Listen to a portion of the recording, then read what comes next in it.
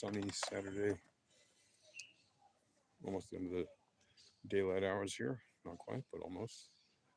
And it is the 13th of September, 2025. And as you probably know by now, yesterday, the suspected killer or assassin of Charlie Kirk was arrested after his family apparently reported him to somebody who then turned him into the cops and told him where he was, etc. Apparently, the guy's name is, I think, Tyler Robinson, as I believe his name. 22 years old. Apparently raised in a very typical kind of middle class American values family. Apparently, they were, you know, loving family that took their kids out to go hunting and hike in nature and ride UTVs or whatever, four-wheel vehicles, what do they call off-road vehicles.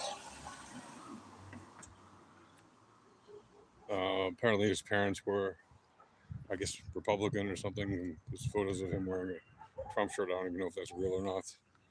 But apparently, from what his neighbors said, they were, very kind of middle of the road American people, not extremist or anything like that. So anybody wants to say, "Oh, he was a MAGA nut" or whatever, I don't think there's any evidence of that being the case. Um, it may be that he was more in favor of, let's say, Trump than Kamala Harris or Joe Biden or something, but that doesn't mean that he was particularly an extremist. Also, what do you call it? His experience as a hunter is certainly going to be analyzed by people because of the distance of the shot, a couple hundred yards, which is kind of a normal distance for hunters to actually shoot deer. So wouldn't be surprising if somebody with that, kind of basic rifleman accuracy would be able to do that. I'm sure the FBI and everybody involved at the state and local level is doing what they do best, investigating all the details. Um, it's just horrible, what happened. Whatever the guy's religion or political beliefs are, does not matter. Right? Nobody should end the life of somebody else just for peacefully expressing his opinions. Charlie Kirk never violently expressed his opinions. Never, as far as I know, as far as anybody that I know knows, he was always just a sweet guy. Really nice, polite, sweet, wholesome American dude. Christian, yeah, conservative, sure. Had his particular views that offended some people, sure. So what? Who doesn't have values that offend some people? Even the most extreme, sensitive snowflake is going to have values or beliefs that offend somebody. Even the most conservative person on the other side is also going to have values that offend somebody. Even somebody completely in the center is going to have values and opinions that offend somebody. It's not possible for anybody to have 100% the same exact opinions and beliefs about every single thing as somebody else, right? Big values, big beliefs, those kind of things should almost be without question in the sense of, the good values to have. Um, the basic values by which we all kind of have a social contract. Don't harm other people. Don't kill people. Don't do terrible things to other people. Don't the basic Noahide laws, if you want to call them that. Be a good person and do good things, basically. And whatever other religion you want to have on top of that, that's your call. But that's even if you believe the wrong thing about every single belief, even if you think it should be okay to harm people, which is crazy, like they just think, oh yeah, I should be able to harm people for no reason. Even if you believe that, it doesn't mean that you should actually actively act on it, right?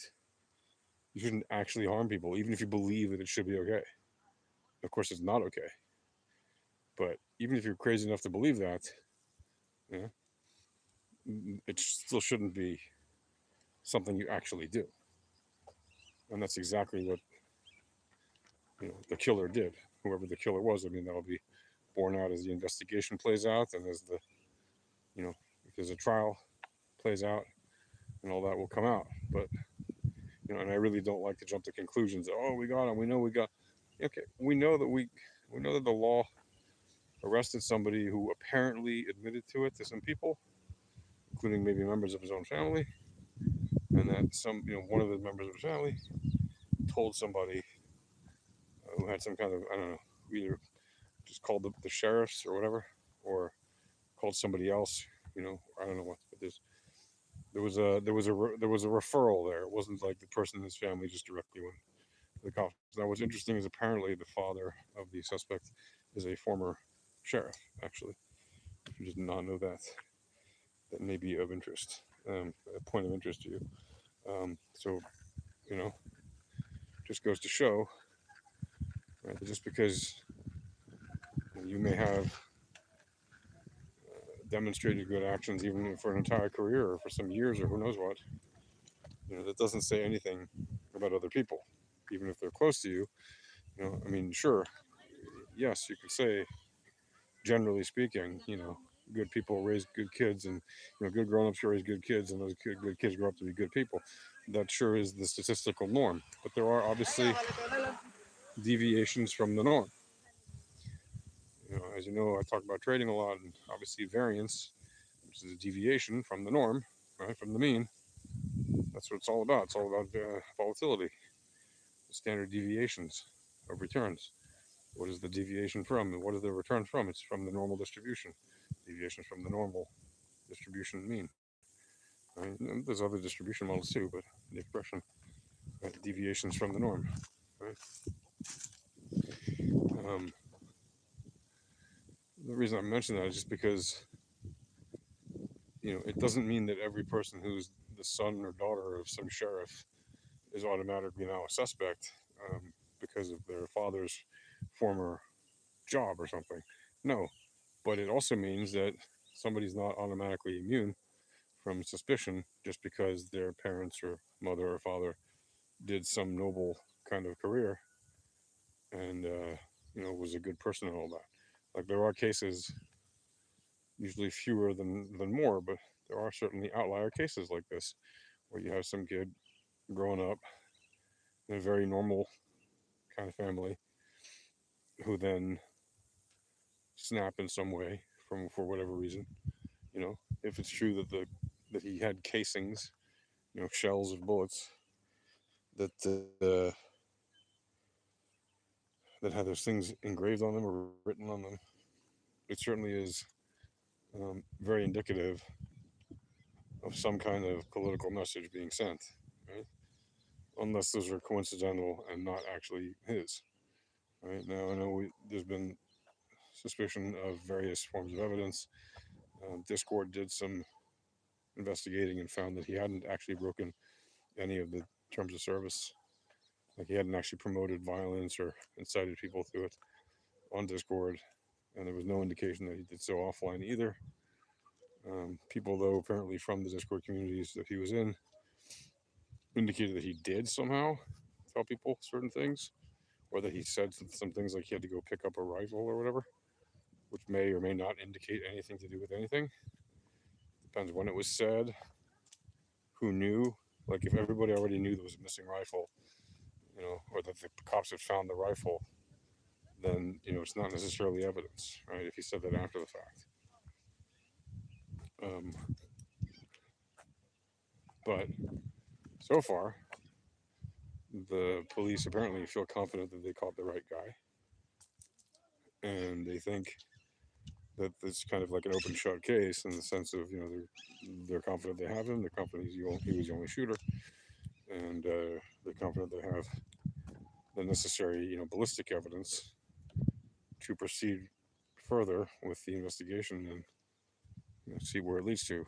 It will probably lead to charges. Apparently on Tuesday he will be charged with obviously homicide, firing a weapon, and in public endangering people, shooting, causing severe bodily harm or injury, obviously death to the target. I don't understand that one. Like severe bodily harm or injury. No, the guy who shot is actually no longer alive. It's not bodily harm. It's death. It's a very specific thing. Um, but anyway, whatever the charges are that they'll bring them up on, I'm sure they'll bring them up on whatever they can because the state obviously does not want this kind of thing to be copycatted. So they're definitely going to want to make an example out of them. And frankly, rightly so. I mean, why shouldn't they? After everything that happened, right? Like he committed an egregious. Hello there, I see you. Hi. He committed an egregious act. He committed a horrible act of criminal violence and ended a man's life for no good reason whatsoever. He wasn't defending himself. Nothing. He just assassinated a man because apparently, who knows what. We actually don't know the motivation. But he assassinated a man who was literally just expressing his opinions in public, or kind of in public, on a college campus, an outdoor university campus. Um, it's just, it's insane. Like, now, can we presume that he shot Charlie Kirk because he didn't agree with his opinions? You can presume that, but it's without evidence. In my opinion, it's a mistake to jump to that conclusion, right?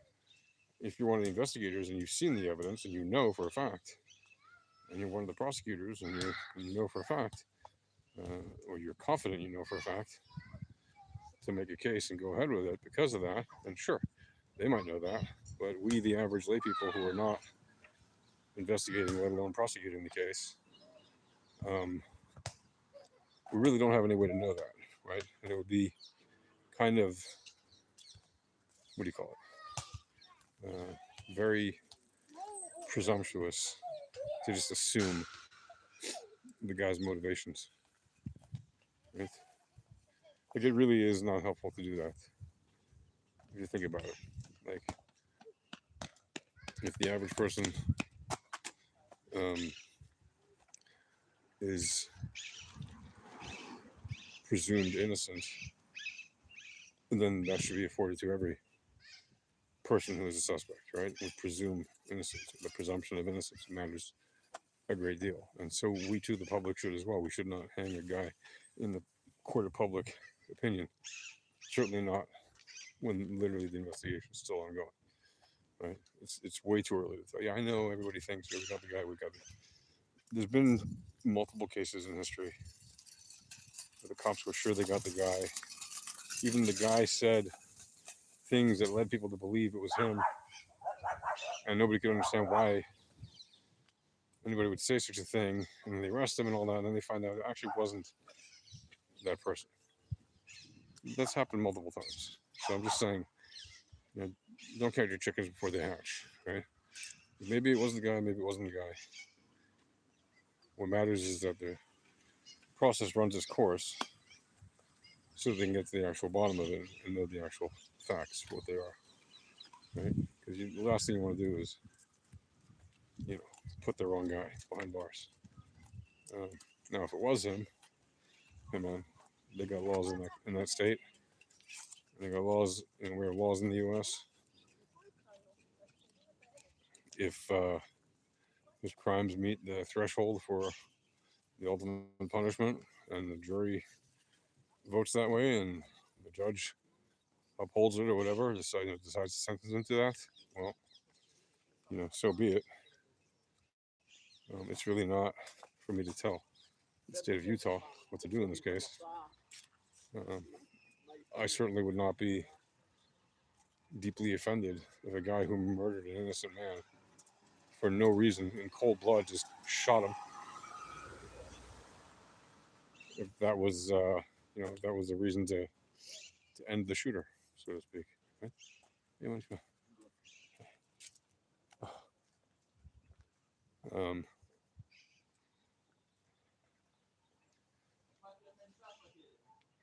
so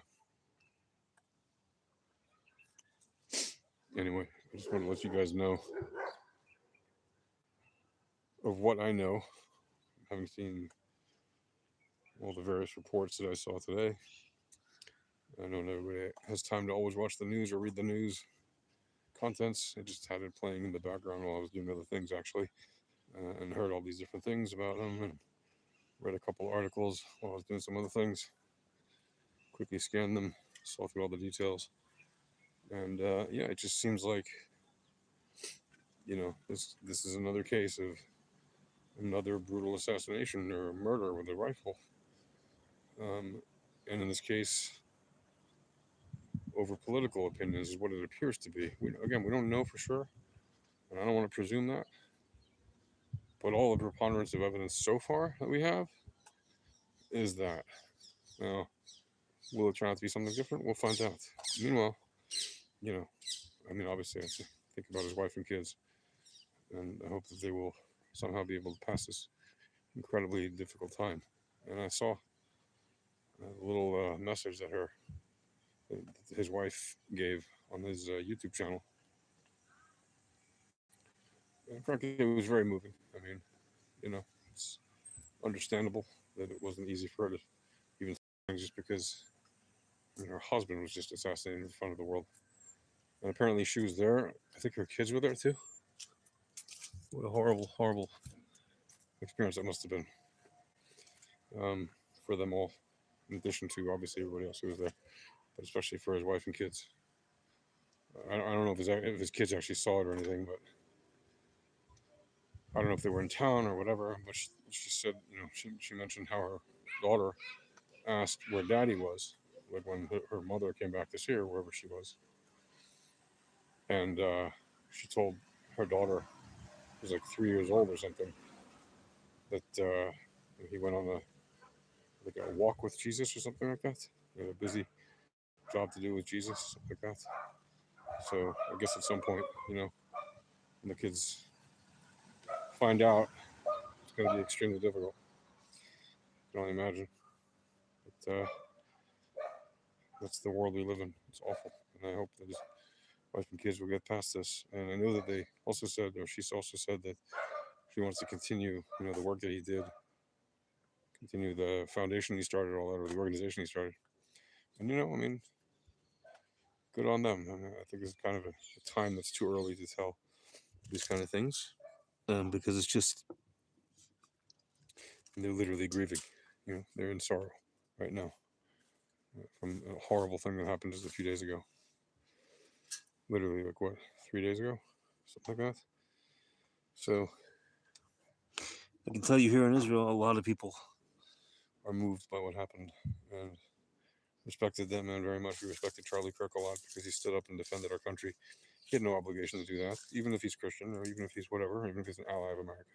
He didn't have any obligation to stand up for Israel like he did, but he did. He was a good man.